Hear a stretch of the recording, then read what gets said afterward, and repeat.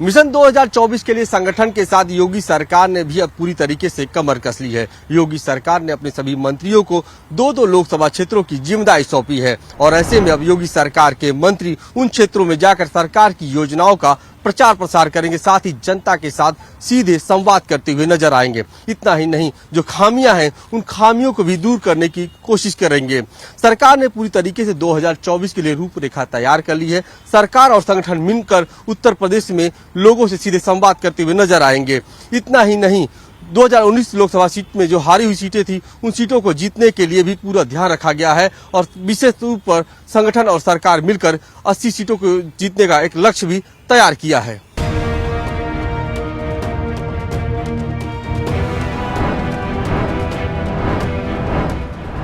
लोकसभा चुनावों में अभी भले ही 1 साल से ज्यादा का वक्त हो, लेकिन बीजेपी अभी से ही मिशन 2024 में जुट गई है और एक बार फिर बीजेपी का ध्यान सबसे ज्यादा यूपी पर है।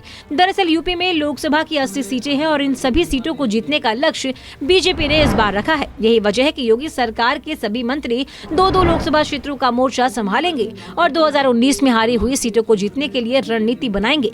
मंत्री इस दौरान कार्यकर्ताओं की समस्या को सुनेंगे और नए लोगों को पार्टी से जोड़ने का काम भी करेंगे। साथ ही अपने अपने प्रभार वाले क्षेत्रों की कमजोर कड़ियों का फीडबैक देंगे।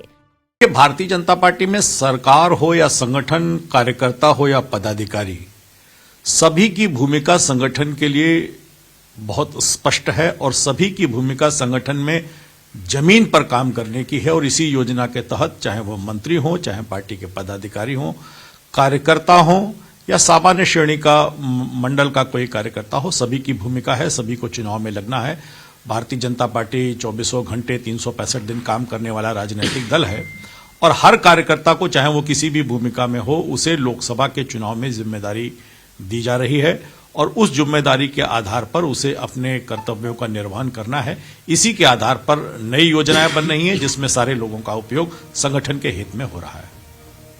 गौरतलब है कि 2019 के लोकसभा चुनाव में बीजेपी गठबंधन ने यूपी में 80 में से 64 सीटें जीती थी, जो 2014 के मुकाबले 9 सीटें कम जीती थी। हालांकि नतीजों में अंतर की एक बड़ी वजह 2019 के चुनाव में सपा बसपा गठबंधन भी रहा, जबकि जून 2022 में हुए उपचुनाव में बीजेपी ने आजमगढ़ और रामपुर की सीट भी अपने खाते में कर ली। ऐसे में अब बची हुई 14 सीटों पर बीजेपी की नजर है।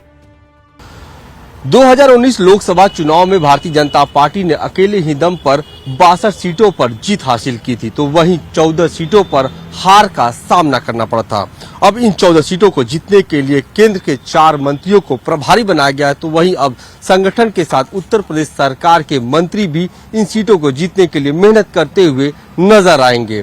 हाल ही में हुए उपचुनाव में भारतीय जनता पार्टी ने रामपुर और आजमगढ़ सीट पर जीत हासिल कर ली है। अब इन सीटों को बचाना भी एक अहम जिम्मेदारी होगा। वीडियो जर्नलिस्ट समीर के साथ अश्विनी सिंह, पंजाब केसरी, लखनऊ। हमसे जुड़े रहने के लिए हमारे YouTube चैनल को सब्सक्राइब करें और नई वीडियो की नोटिफिकेशन के लिए बेल आइकॉन को दबाएं।